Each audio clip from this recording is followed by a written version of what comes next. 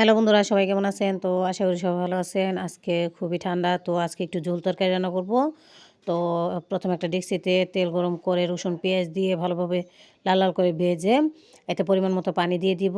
তারপর হলুদের গুঁড়া, পরিমাণ মতো মরিচের গুঁড়া এবং স্বাদ মতো লবণ দিয়ে দিব। দিয়ে একটু নাড়িয়ে ছাড়িয়ে মশলাটা মিশিয়ে নিব। তারপর যখন মশলাটা কষানো হয়ে যাবে তখন ধুয়ে রাখা মাছগুলো দিয়ে দিব।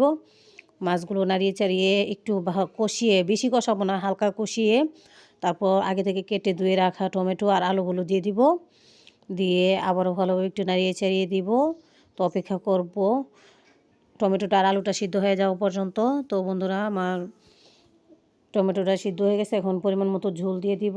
তো ঝোলও বেশি দিব না, লাগা লাগা ঝোল দিব। তারপর বলে উঠে গেলে কয়েকটা কাঁচামরিচের ফালি দিয়ে উপর দিয়ে ধনিয়া কুচি দিয়ে, তো বন্ধুরা আমার তৈরি হয়ে গেল আমার ঝোল তরকারি রান্না। তো আমার পাশে থাকার জন্য সবাইকে ধন্যবাদ। সবাই ভালো থাকবেন, আর ভিডিও ভালো লাগলে লাইক কমেন্ট করে দিবেন।